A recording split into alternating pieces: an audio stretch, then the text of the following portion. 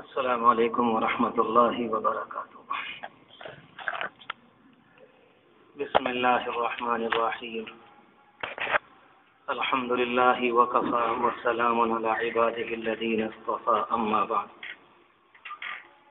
اعوذ باللہ من الشیطان الرجیم، بسم اللہ الرحمن الرحیم۔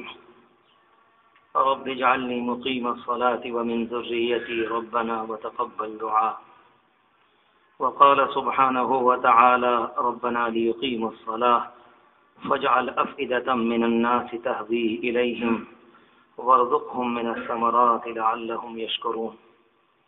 صدق الله العظيم۔ وقد قال النبي صلى الله عليه وآله وسلم ما عمل ابن آدم من عمل يوم النحر أحب إلى الله تبارك وتعالى من إحراق الدم، أو كما قال۔ اللهم صل على سيدنا محمد وعلى آل سيدنا محمد وبارك وسلم۔ صلى الله على النبي الأمي، صلى الله على النبي الأمي۔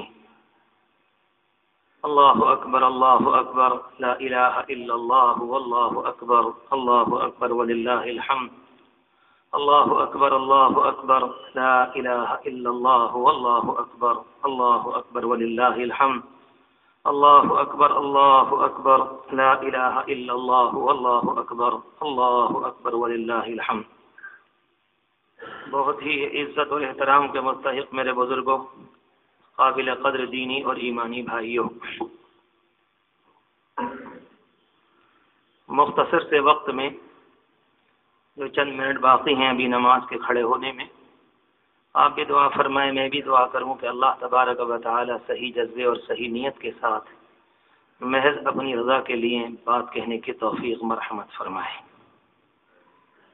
اللہ تبارک و تعالی آج کے دن ہماری آپ کی قربانیوں کو قبول فرمائے، اس کی جو روحانیت ہے وہ نصیب فرمائے۔ اللہ اس عمل کے ذریعے ہم سے جو چاہتا ہے ہمیں ویسا بننے کی توفیق مرحمت فرمائے۔ اللہ تبارک و تعالی نے اس دنیا میں جتنی بھی چیزیں ہمیں اور آپ کو نظر آتی ہیں، جو کچھ اللہ نے بنایا ہے، ان کے ساتھ ان کا ایک جسم بھی لگا ہوا ہے اور ان کے ساتھ ان کے اندر ایک روح بھی لگی ہوئی ہے۔ جب تک اللہ کی طرف سے وہ روح اس کے اندر کام کرتی ہے، وہ جسم اور جسم کا وہ حصہ اللہ کے بنائے ہوئے نظام کے مطابق عمل کرتا رہتا ہے اور کام کرتا رہتا ہے۔ ہم نے کتنی مرتبہ اپنے گھروں میں دیکھا ہوگا، جب تک مریض کی شکل میں زندہ ہونے کے ساتھ ہمارے سامنے رہتا ہے، کسی نہ کسی درجے میں اس کے ہاتھ پاؤں کام کرتے رہتے ہیں۔ ایک وقت آتا ہے کہ اس اللہ کے بندے کی روح اس دنیا سے، اس کے جسم سے نکل کر چلی جاتی ہے اس جگہ جہاں اللہ نے روح کو پہنچنے کا حکم دیا ہے۔ پھر اس کے بعد اس کے ہاتھ پاؤں بھی ہوتے ہیں، اس کا جسم بھی ہوتا ہے، اس کی آنکھیں بھی ہوتی ہیں، مگر وہ کچھ بھی کام نہیں کرتے۔ لوگ اس وقت اس کا نام بھی نہیں لیتے۔ لوگ یہ نہیں کہتے کہ عبد الرحمن یا عبد الرحیم کا جنازہ کب ہے، بلکہ یہ کہتے ہیں کہ میت کب جائے گی۔ نام بھی بدل دیتے ہیں اور نام لینے کو تیار بھی نہیں ہوتے۔ ہاتھ پاؤں بھی ہیں، سب کچھ ہے۔ کوئی انسان یہ نہیں کہہ سکتا کہ یہ انسان سب کچھ ہے، مگر سب کچھ ہوتے ہوئے کچھ بھی نہیں۔ ہاتھ پاؤں سلامت ہیں، آنکھیں موجود ہیں، دیدے بھی ہیں، کان بھی لگے ہوئے ہیں، سب کچھ ہے، سب کچھ ہوتے ہوئے کچھ بھی نہیں۔ کوئی اللہ کا بندہ معلوم کرے کہ یہ اللہ کا بندہ حرکت کیوں نہیں کرتا، اس کے ہاتھ پاؤں کیوں نہیں چل رہے؟ جواب دینے والے جواب دیتے ہیں کہ اس کی روح چلی گئی۔ یہ جسم ایک سواری کی طرح رب العالمین نے اس کے اوپر روح کو سوار کر دیا۔ روح کے دنیا کے اندر باقی رہنے کے لیے اللہ نے جسم کو ضروری قرار دیا۔ بغیر جسم کے روح کہاں رہے گی؟ اور جسم کو دنیا کے اندر کام کاج والا بنانے کے لیے اللہ نے روح کو لازم کیا کہ اس کے بغیر اس کی گاڑی نہیں چلے گی۔ بہت ہی آسان لفظوں میں ایک بات میں نے عرض کرنے کی کوشش کی، اگر ہم اور آپ اس چیز کو اس موقع پر یہاں سے لے لیں گے تو اللہ کی ذات سے امید ہے کہ قربانی کی روحانیت نصیب ہوگی۔ اللہ تبارک و تعالی نے جس طرح سے یہ نظام بنایا، ہمارے سارے اعمال کا ایک ظاہری بھی ہے اور ہمارے سارے اعمال کی ایک روح بھی ہے۔ جب ہم وضو کرنے کے لیے بیٹھتے ہیں تو بہت سے اللہ کے بندے کہتے ہیں کہ آپ کیا کر رہے ہیں؟ کہ وضو کر رہے ہیں۔ وضو کا ایک طریقہ ہے، مگر جب اللہ کا کوئی بندہ پوری طرح کامل طریقے پر وضو کر لیتا ہے، بظاہر تو وہ انسان جیسے پہلے تھا وہ اب بھی ہے، مگر یہ کہتا ہے مجھے اندر روحانی سکون ملا، طبیعت میں فرحت آ گئی، خوشی آ گئی، ایسا لگ رہا ہے کہ کچھ میں نے کام کر لیا۔ اگر کوئی اللہ کا بندہ غسل کرتا ہے تو یہ بات اور مکمل طریقے پر اس کو حاصل ہوتی ہے۔ ظاہری طور پر اس نے وضو کیا ہے، مگر عمل کرنے کے بعد اس کے دل کو ایک خوشی ملتی۔ فرمایا حضور پاک علیہ الصلوۃ والسلام نے جب کوئی اللہ کا بندہ وضو کرتا ہے تو اس کے بعد دعا کرتا ہے اللہم اجعلنی من التوابین، اللہ مجھے توبہ کرنے والوں میں سے بنا دیجئے اور مجھے پاکی حاصل کرنے والوں میں سے بنا دے۔ کیا مطلب؟ پاکی تو آپ نے حاصل کر لی، اے اللہ ظاہر کی تو میں نے کر لی، اندر کی دینے والے تو آپ ہیں، اندر کی پاکی تو آپ ہی کے اختیار ہے۔ اس جسم کے نظام کو، روحانی نظام کو سمجھیں گے تو بات سمجھنا آسان ہوگی کہ اللہ تبارک و تعالی نے نماز کا ایک ظاہری جسم بنایا ہے جیسے ہم اور آپ روزانہ ادا کرتے ہیں، مگر اس کے اندر روحانیت ہے۔ ایک اللہ کا بندہ بے خیالی میں نماز پڑھتا ہے تو حضور پاک علیہ السلام کی حدیث شریف کہتی ہے کہ تمہاری نماز کا اعتبار نہیں۔ وضو اس نے بھی کیا ہے، مسجد میں وہ بھی آیا ہے، امام کے پیچھے وہ بھی تھا، مگر دل کہیں اور لگا ہوا تھا۔ بعض جگہ روایات میں آتا ہے کہ کسی اللہ کے بندے کی پوری نماز میں ایک رکوع قبول ہوتا ہے، کسی کا ایک سجدہ قبول ہوتا ہے، کسی کی ایک رکعت قبول ہوتی ہے، اور کبھی کبھی ایسا ہوتا ہے کہ اللہ گندے کپڑے میں لپیٹ کر منہ پر مار دیتا ہے، تمہاری اس لیے نہیں تھی، آیا وہ بھی مسجد میں ہے، وہ بھی مسجد میں کھڑا ہوا تھا۔ معلوم یہ ہوا کہ جسمانی وجود کے ساتھ روحانی ضروری ہے۔ اس اللہ کے بندے نے جسمانی دیکھنے میں تو نماز ادا کی، مگر اندر حقیقت خالی تھی، رب العالمین کے ہاں قابل قبول تھی۔ بالکل روزے کا بھی یہی معاملہ حدیث شریف میں فرمایا گیا، حضور پاک علیہ السلام نے فرمایا اگر کوئی اللہ کا بندہ روزے کے درمیان گالی کو، جھوٹ کو، بدتمیزی باتوں کو نہ چھوڑے، اللہ کو اس کے روزے کی کوئی ضرورت نہیں۔ صبح سے شام تک وہ بھی روزے میں ہے، وہ بھی بھوکا رہا ہے، اس نے بھی کھانے اور پانی سے اپنے آپ کو بچایا، مگر آپ دنیا میں جو بات لے کر آئے تھے وہ حق لے کر آئے تھے۔ آپ نے فرمایا ایسے روزے کی اللہ کو ضرورت نہیں۔ دنیا کے اندر کہنے والے یہی کہیں گے کہ روزہ رکھا ہے، اس نے ہمارے سامنے رکھا ہے، سحری میں شریک تھا، افطار میں شریک تھا، دن میں پانی نہیں پیا، مگر اللہ کے رسول دنیا میں شاعری کرنے نہیں آئے، کوئی جذبات کی باتیں بیان کرنے نہیں آئے تھے، ان سے بڑا سچائیوں کو جاننے والا اس دنیا میں کوئی نہیں ہے۔ انہوں نے یہ بات بیان کی کہ دیکھنے میں یہ اللہ کا بندہ تمہارے ساتھ ہے، بھوکا رہنے میں، روزہ رکھنے میں، مگر اللہ کی نگاہ میں اس کی کوئی حیثیت نہیں۔ 1.5-2 لاکھ روپیہ خرچ کر کے کوئی اللہ کا بندہ حج کے لیے جاتا ہے اور وہاں پر جا کر کہتا ہے لبیک اللہم لبیک، میرے مالک میں حاضر ہوں۔ حدیث شریف میں آتا ہے کہ صحیح طریقے پر، ظاہری اور اندر کے طریقے پر کام ہو گیا، جب لوٹ کر آئے گا تو رجع کیوم ولدتہ امہ، ایسے آئے گا گویا کہ اپنی ماں کے پیٹ سے آج جنم لیا ہے۔ ایک گناہ کا دھبا اس کے دل پر نہیں، رب العالمین صاف کر دیتا ہے۔ حضور پاک علیہ السلام تشریف فرماتے، آپ نے ایک موقع پر، کسی موقع پر عرفات میں آپ نے دیکھا کہ آپ مسکرا رہے ہیں، کسی نے معلوم کہ اللہ کے رسول مسکراہٹ کی کیا وجہ ہے؟ آپ نے فرمایا کہ میں نے شیطان کو دیکھا کہ اپنے بالوں کو نوچ رہا ہے، سر کو پیٹ رہا ہے، میری مایا لٹ گئی۔ میں نے زندگی پر جن لوگوں کو گمراہ کیا تھا، اللہ کے راستے سے ہٹایا، آج میدان عرفات میں اللہ کے سامنے رو کر معافی مانگ لی، سب اللہ کے ہو گئے، میری پونجی لٹ گئی۔ اور بالکل اسی طریقے پر آپ نے یہ بھی فرمایا حضور پاک علیہ الصلوۃ والسلام نے، اگر کوئی اللہ کا بندہ حج کو جاتا ہے اور صحیح طریقے پر روحانیت اور اس کا دل اس کے ساتھ نہیں، جب وہ کہتا ہے لبیک اللہ حاضر ہوں، رب العالمین کہتا ہے تیرا لبیک قبول نہیں، مطعمک کا حرام، ملبسک کا حرام، مشربک کا حرام، تیرا کھانا پینا حرام ہے، فانا یستجاب لک، تیری دعائیں کیسے قبول ہو جائیں گی؟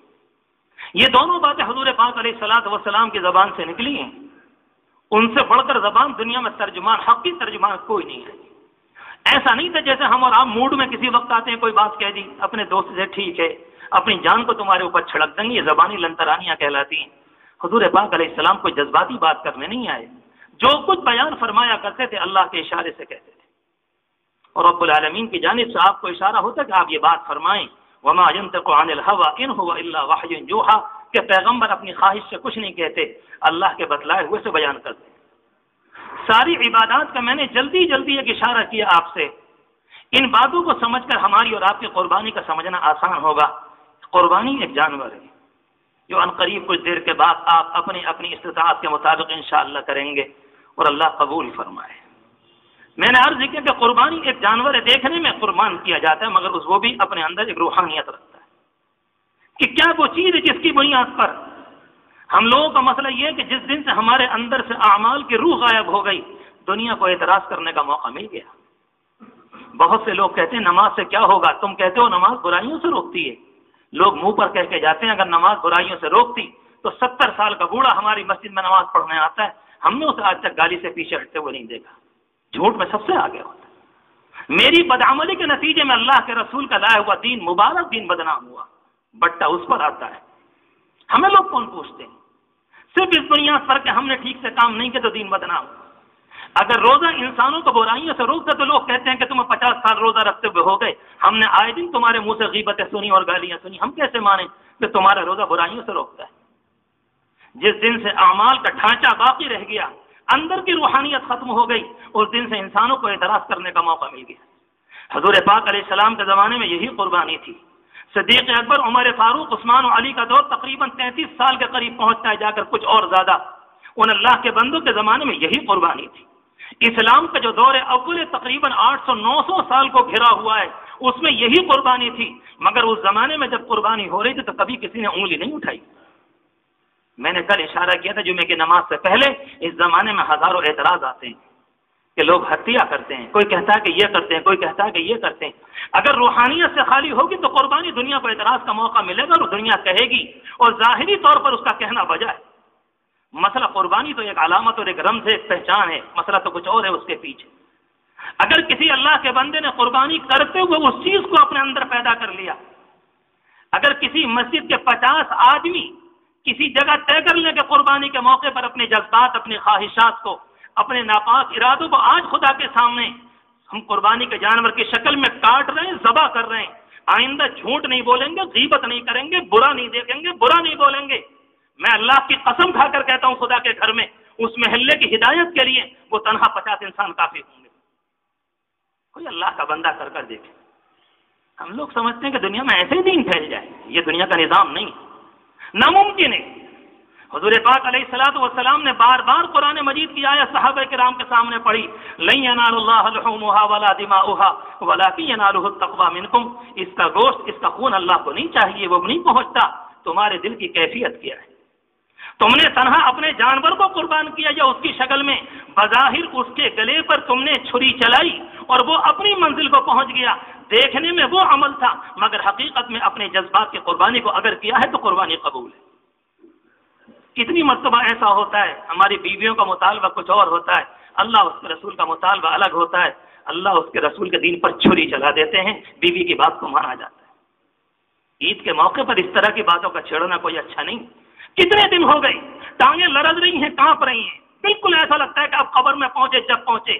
اگر کوئی اللہ کا بندہ کسی موقع پر کہہ دے کہ اب تو کم از کم چہرے کو سنت سے سجا لیں، دائیں بائیں کو کر کے نکل جاتے ہیں۔ کہاں جائیں گے؟ کس راستے سے پہنچیں گے؟ کہاں ہے بیک ڈور؟ اللہ کے لیے ایک ہی دروازہ ہے۔ دنیا کے اندر ایک فقیر کو ایک دروازے پر نہ ملے دوسرے سے مل سکتا ہے، اس کے لیے آپشن موجود ہے، تیسرے پر ملے گا، چوتھے پر ملے گا، مگر اللہ کی قسم میرے اور آپ کے لیے اللہ کے علاوہ کوئی دروازہ نہیں۔ معافی ہوگی تو وہیں سے ہوگی، کر کے دیکھ لو۔ ہم گناہ کر کے سمجھتے ہیں اللہ کو پیچھے کر دیں گے، وما انتم بمعجزین فی الارض، تم اللہ کو زیر نہ کر سکو گے۔ ایک موقع پر فرمایا اقترب للناس حسابهم وهم فی غفلۃ معرضون، حساب کی گھڑی قریب آ گئی، تمہیں کچھ پتہ نہیں۔ وکأی من آیۃ فی السماوات والارض، کتنی نشانیاں ہیں، لوگ دیکھ کر نکل جاتے ہیں، دائیں بائیں کو دیکھنے کو تیار نہیں۔ اللہ تبارک و تعالیٰ نے اپنے پیغمبر کے ذریعے ہمیں اور آپ کو قربانی کا عمل دیا۔ ابراہیم علیہ الصلوۃ والسلام کی قربانی، جس کے لیے آپ نے خود فرمایا تھے تمہارے باپ ابراہیم کا طریقہ ہے، ان کا چلن ہے، ان کی ادا ہے، انہوں نے کیا تھا دنیا کے اندر، انہوں نے رائج کیا ہے، اور حضور پاک علیہ الصلوۃ والسلام نے انہی کے دین کے مطابق اپنے دین کی بنیادیں قائم کی، اور بالکل اسی طریقے پر جو پیغام اللہ کے ہاں سے وہ لے کر آئے تھے، آپ نے اثر نو دوبارہ شاندار شکل میں مکمل طریقے پر قیامت تک کے لیے دنیا کے اندر آپ نے جاری فرمایا۔ بالکل وہی ادا ہے۔ 4 اس اللہ کے بندے کے امتحان ہوئے، مختصراً عرض کروں، نگاہ میری گھڑی پر ہے۔ پہلی قربانی اس زمانے میں ابراہیم علیہ السلام کی یہ تھی کہ آپ نے سب سے پہلے اپنے باپ کو دعوت دی۔ جب قربانی آئے گی تو ابراہیم علیہ السلام یاد آئیں گے اور یاد کرنے پڑیں گے، اور جب وہ یاد آئیں گے تو ان کی زندگی کا ایک کونا نہیں، ان کی زبان بھی یاد آئے گی، ان کی تہذیب بھی یاد آئے گی، ان کا کردار بھی یاد آئے گا، بچوں کے ساتھ محبت بھی یاد آئے گی، اولاد کے ساتھ ان کی وابستگی بھی یاد آئے گی، اور اگر یاد نہیں آئی تو اس کا مطلب یہ ہے کہ قربانی میں دل لگی نہیں۔ وہ تو پوری کیفیت کو یاد کرنا پڑے گا۔ سب سے پہلے اپنے گھر میں آنکھ کھولی، اپنے گھر کو بت قدا پایا، اپنے باپ کو پجاری پایا۔ ان کا باپ اس زمانے کا لاٹ پادری تھا، لگتا ہے کہ وزیر مال تھا اس زمانے کے اندر۔ اور پوری بات کے بعد جب یہ اندازہ ہو گیا کہ یہ سننے کو تیار نہیں، وہ لب و لہجہ، دل کے اندر وہ عاجزی، وہ ٹوٹا پن، اپنے باپ کا احترام اور جہنم سے بچانے کی آرزو اور تمنا اور تڑپ، کس محبت سے قرآن مجید ان کے جملوں کو نقل کرتا ہے، یا ابت لا تعبد الشیطان، ابا شیطان کی پوجا نہ کریے، ان الشیطان کان للرحمن عصیا، یہ تو خدا کا نافرمان ہے۔ ابا مجھے ڈر لگتا ہے ان یمسک عذاب من الرحمن، کہیں خدا کا عذاب تو میں نہ پکڑ لے۔ پوری بات کہتے ہیں اپنے گھر کے اندر، اپنے باپ سے کہتے ہیں۔ کیا مطلب نکلا اس کا کہ اگر اپنے گھر میں کوئی غلطی نظر آئے گی تو کہا تو ان سے بھی جائے گا۔ ابراہیمی ادائیں، اور ابراہیم علیہ السلام اس امت کے جد امجد ہیں۔ حضور پاک علیہ السلام کا سلسلہ ان تک تقریباً 34 پشتوں کے بعد پہنچتا ہے، اور حضور پاک علیہ السلام ان کی نسل میں تشریف لائے، گویا کہ وہ ہمارے جد امجد، ہم ہمارے دادا ان کے اور ان کے اور ان کے اور ان کے سینکڑوں کے پیچھے جا کر ایک پوتے کی ذمہ داری یہ ہے وہ اپنے دادا کی اداؤں پر مر مٹے، اور جبکہ دادا بھی ایسا ہوگا اللہ کا عاشق نہیں، سید العشاق، کہ دنیا میں ان سے بڑھ کر کوئی عاشق محمد الرسول اللہ کے علاوہ کوئی نہیں آیا۔ کہتے ہیں بیٹے ہم تم سے بات نہیں کرنا چاہتے، کہا ٹھیک ہے سلام علیکم، ہم جاتے ہیں آپ سے۔ ہم نے اپنی بات دل سوزی کے ساتھ پوری کہہ دی۔ ہم اس موقع پر سچی بات مجھے کہنے دیں، اپنے آپ سے پہلے کہہ رہا ہوں، ہم ابراہیم علیہ السلام کی اس ادا کو اپنے گھروں میں بھول چکے، بالکل بھلا دیا۔ کون سی ناپاکی نہیں ہوتی، قربانی کے موقع پر نہیں کہنا چاہیے، مگر حضور پاک علیہ السلام نے نکاح کے موقع پر قرآن مجید کی وہ آیت پڑھی جس میں موت کا ذکر ہے، گویا کہ پیغمبر نے اشارہ دیا کہ خوشی کے موقع پر ٹالنا نہیں چاہیے، یہی تو وقت ہوا کرتے ہیں کہ انسان کا دل لگا ہوتا ہے، بات تو کہنی پڑے گی۔ وہاں سے نکلے اپنے گھر سے آ گئے، بادشاہ نے کہا کہ ٹھیک ہے دوسری آزمائش، کہا کہ ہم تمہارے مشن کے خلاف ہیں، تم غلط باتیں کرتے ہو، کیسے دنیا میں یہ پیغام لے کر آئے؟ ابراہیم علیہ السلام نے اس زمانے میں ایک کام کیا تھا تاکہ قوم کو معلوم ہو کہ یہ بت کچھ نہیں ہے، یہ بے جان ہے، کرنے والی طاقت اللہ کی ہے۔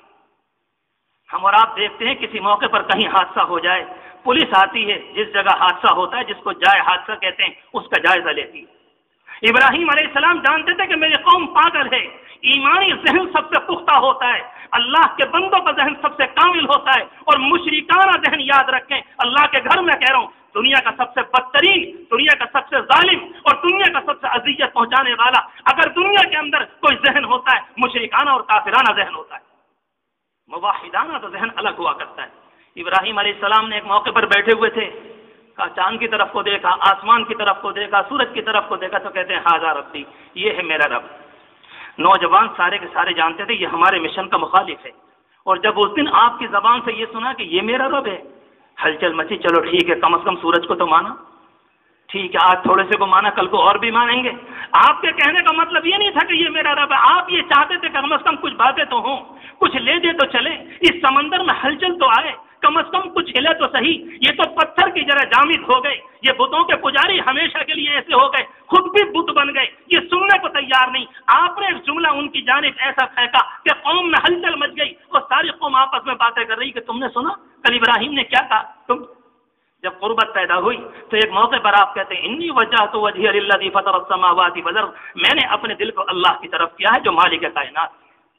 آپ یہ چاہتے تھے کہ بات چلے، اس موقع پر آپ نے اس جگہ جا کر بتوں کی مرمت کی، اور بتوں کی مرمت کے بعد اس موقع جب بادشاہ نے لوگوں نے بلایا، گویا کہ آپ جائے حادثہ پر انہیں سبق دینا چاہتے تھے، کم از کم تم یہاں آؤ، اور آنے کے بعد اس موقع پر لوگوں نے کہا کہ کس نے ان کے ساتھ یہ کام کیا ہے؟ کسی نے کہا فتن سمعنا یذکرہم یقال لہ ابراہیم، ایک نوجوان ہے اس کے اندر کچھ ایسی باتیں، ان کو ابراہیم کہا جاتا ہے، لگتا ہے کاریگری اس کی۔ بلایا گیا، آپ یہی تو چاہتے تھے کہ قوم مجھے بلائے گی، اور بڑھا لٹکا ہوا تھا بڑے والے بت کی گردن میں، اس موقع پر آپ نے فرمایا فاسألوہم ان کانوا ینطقون، اسی سے معلوم کرو یہ کھڑا ہوا، اسی سے معلوم۔ ساری قوم کو کہنے پر مجبور کر دیا، اپنی فیلڈ میں اتار لیا، اپنے میدان میں اتار لیا، اور قوم ساری کی ساری کہتی ہے تم تو جانتے ہی ہو ما ہؤلاء ینطقون، یہ بولتے نہیں ہیں۔ اب جو توحید نکل کر آئی ہے، لگتا ہے کہ مارے محبت کے اور خدا کی عظمت کے دل پھٹنے لگا۔ اف لکم ولما تعبدون من دون اللہ، تمہاری بربادی، تمہارا ستیہ ناش، کیوں مٹی کے پجاری بنتے ہو، کس بنیاد پر بتوں کی پوجا کرتے ہو؟ جائے حادثہ پر ان سے یہ بات کہلوائی، ما ہؤلاء ینطقون، جو خدا وقت پر بول نہ سکے وہ انسانوں کی مدد کیا کرے گا۔ یہ دوسرا موقع ہے، بادشاہ نے کہا کہ ٹھیک ہے آگ جلائی جائے۔ اس موقع پر آگ جلائی گئی، ابراہیم علیہ السلام کو ڈالنے کی کوشش کی، اس کے اندر آگ کو پھینکا گیا۔ جس موقع پر پھینکا جا رہا ہے اس موقع پر رب العالمین آپ کو دیکھ رہا ہے۔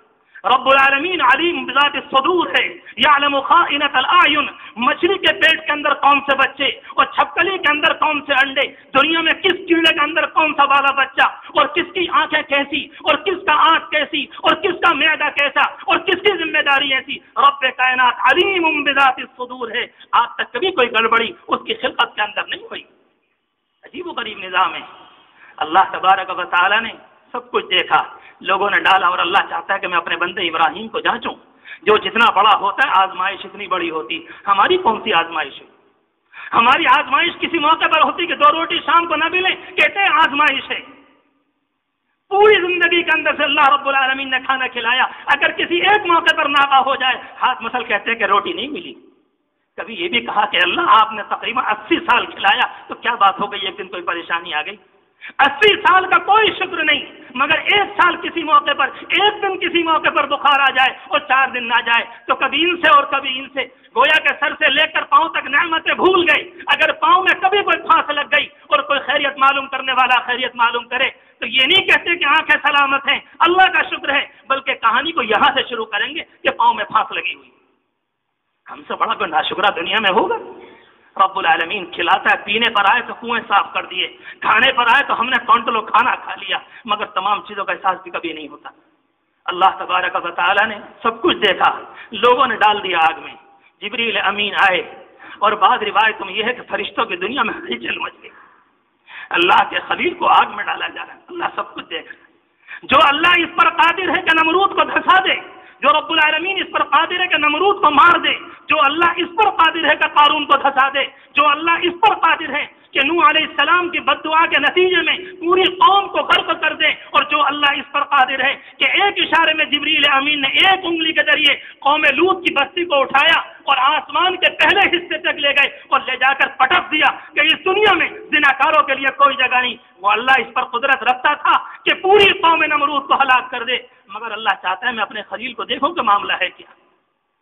قوم نے ڈال دیا آگ کے اندر، جبریل امین آئے، اور روایتوں میں آتا ہے ہچکیاں روتے ہوئے کہ فرشتوں سے دیکھا نہیں جا رہا، کہا میں آیا ہوں آپ سے معلوم کرنے کے لیے کیا چاہتے ہیں۔ ابراہیم علیہ السلام فرماتے ہیں کہ یہ بتاؤ بھیجے ہوئے ہو کہ خود آئے ہو؟ کہا کہ خود آیا ہوں۔ کہا اما انت فلا، تمہاری ضرورت نہیں، میرے اللہ کی مرضی اگر یہ ہے تو بندہ کودنے کو تیار ہے۔ کود پڑا آتش نمرود میں عشق۔ عجیب و غریب کہانی ہوتی ہے اللہ کے عاشق بندوں، اپنے آپ کو ڈال دیا۔ جبریل امین کہتے ہیں اللہ سے سوال تو کرو۔ عجیب و غریب جملہ ہے، فرمایا علمہ بحالی، اللہ میرے حال سے خوب واقف ہے۔ رب العالمین نے اسی آپ کو بالکل گلے گلزار بنا دیا۔ یہ دوسری آزمائش۔ تیسری آزمائش تقریباً 100 سال کے بعد سے، تقریباً جب بڑھاپے میں ہیں، آخری درجے کی کمزوری، رب العالمین سے اولاد مانگتے ہیں، اور رب العالمین سے بھیک مانگ کر رو رو کر بچے کو مانگا، اور رب العالمین نے جب بچہ عنایت فرمایا کچھ ہی دن کے بعد حکم ہوتا ہے کہ ابراہیم اس بچے کو لے جا کر جنگل میں چھوڑ کر آؤ۔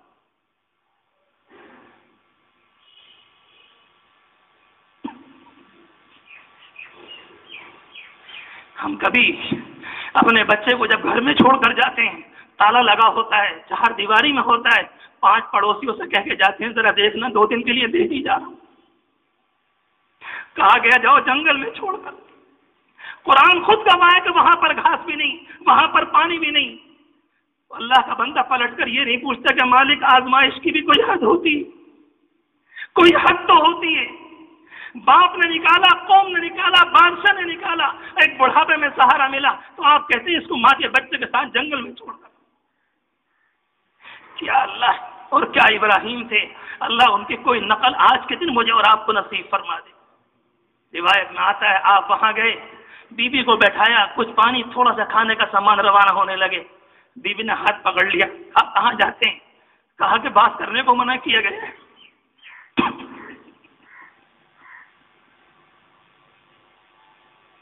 میں تم سے بات نہیں کر سکتا، جانے لگے۔ کہا ایک بات معلوم کرتی ہوں کہ اللہ کا اشارہ ہے کہ کیا ہے؟ हाकदा अमरनी रब्बी, हाँ अल्लाह का इशारा यही, कहा आगे जाइए अल्लाह हमें सलामत रखेगा। रिवायत में आता कि चले गए, बुखारी शरीफ की रिवायत है, पहाड़ की आड़ में गए, बाप बाप होता है, बात कलेजे की निकल कर मुंह के ऊपर आ गई, कहते हैं रब्बना इन्नी अस्कनतु मिन ज़ुर्रियती, मेरे मालिक वीराने में आबाद किया है और मेरी दिल की चाहत, मेरी तड़प, मेरी लगन, मेरी मेहनत, मेरी जिद्दोजहद ये है रब्बना लियुकीमुस सलाह, कि दुनिया में तेरा नाम बुलंद हो जाए, तेरे बंदे नमाजी बंदे दुनिया में आबाद हो जाए। क्या उस अल्लाह की बंदी का मकाम है? वहीं पर पानी खत्म हुआ, दौड़ भाग की, लंबा चौड़ा वाक़या में उसमें नहीं जाता, तमाम दौड़ भाग। रिवायत में आता कभी इधर जाती कभी इधर, बीच का हिस्सा ऐसा था जहां से बच्चा नजर नहीं आता था, तो दौड़कर तेजी से उसको पार कर दी।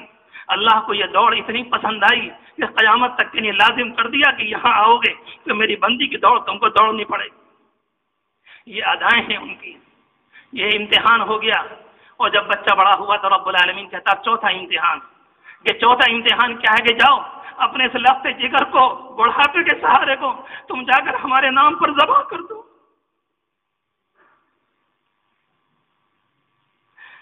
हुज़ूर पाक अलैहिस्सलाम की आजमाइश, 23 साल की जिंदगी ऐसी लगती है, कोई दिन ऐसा नहीं जिसमें सुबह को शाम को आजमाइश ना हो और आपने कभी कुर्बानी न दी।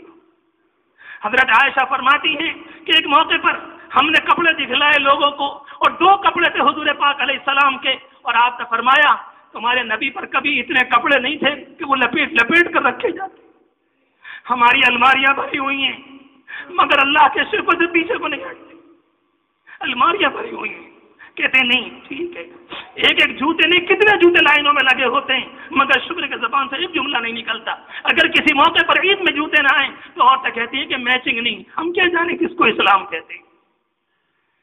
इब्राहीम अलैहिस्सलातु वस्सलाम के मुताल्लिक़ आता है, आप आए, आप बच्चे को लेकर गए, शैतान रास्ते में आया, आपने कहा मैं तुझसे मुँह मिलाने को तैयार नहीं, अगर अल्लाह का हुक्म है तो बच्चे की कुर्बानी।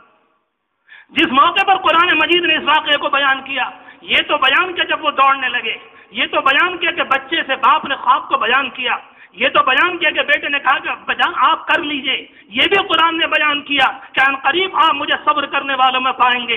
ये भी कुरान ने बयान किया कि एक ने लिटा दिया और दूसरा लेट गया। ये भी कुरान ने बयान किया कि रब्बुल आलमीन ने जन्नत से दुम्बे को भेजा, लेकिन जिस मौके पर लिटाया और जिस मौके पर टांगों को बांधा और जिस मौके पर छुरी रखी, अल्लाह ने इसको बयान नहीं किया कि बंदे इसको बर्दाश्त न कर सकेंगे। बाकी तुम समझो, कुछ सिलवटों में भी कहा जाता है इतने अंधे नहीं हो गए दिल के कि कम अज कम हमारी बात को ना समझ सको।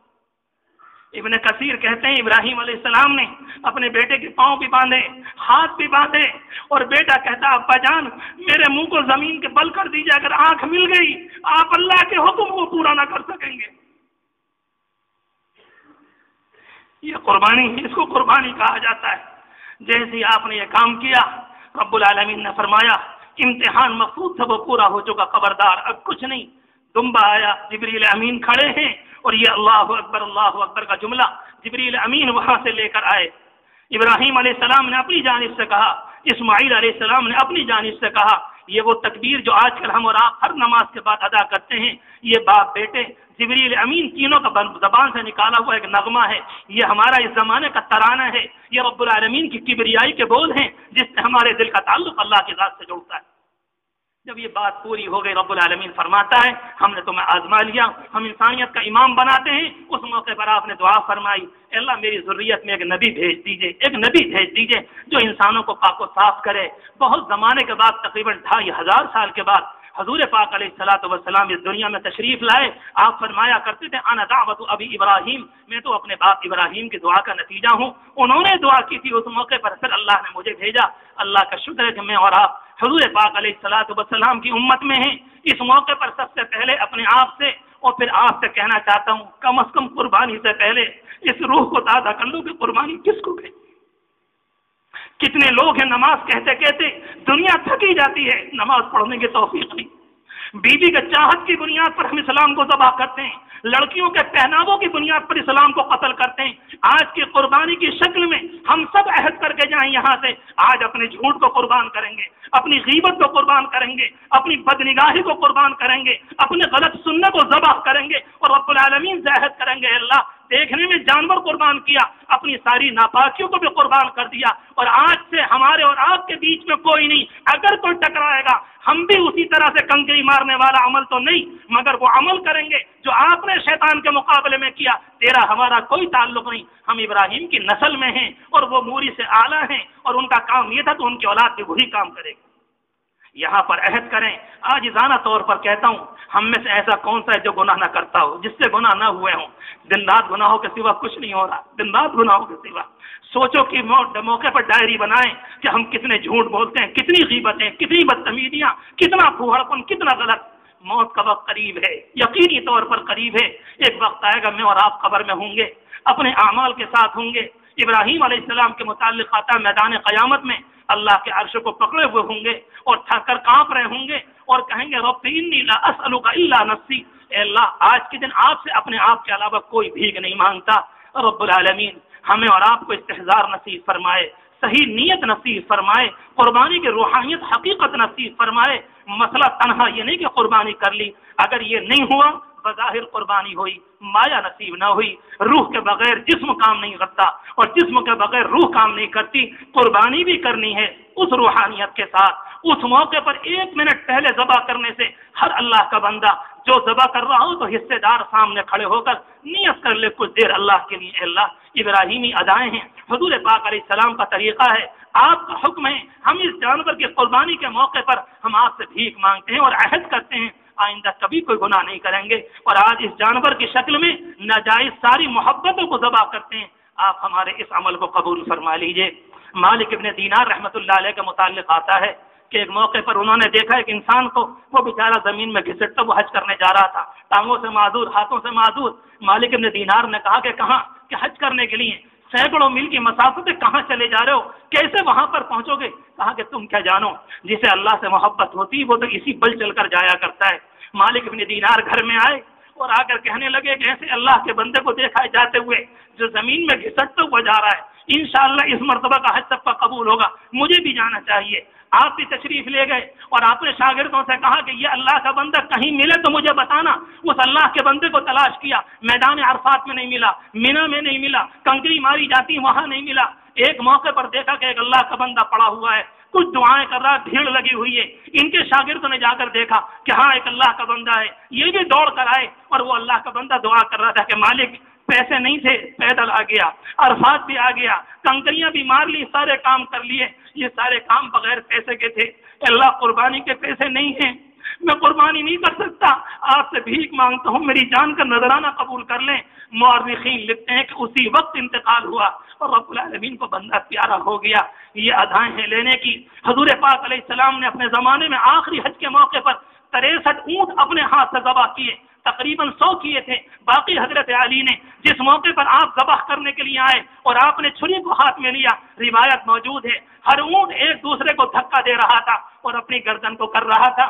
اگر پیارے آقا کے ہاتھوں سے کاٹے جا رہے ہیں تو میری گردن بھی حاضر ہے، میری گردن بھی حاضر ہے۔ جب جانور اتنے متاثر ہو سکتے ہیں ہمیں کتنا متاثر ہونا چاہیے۔ اللہ تبارک و تعالی جذبہ نصیب فرمائے، روحانیت نصیب فرمائے۔ وآخر دعوانا ان الحمدللہ رب العالمین۔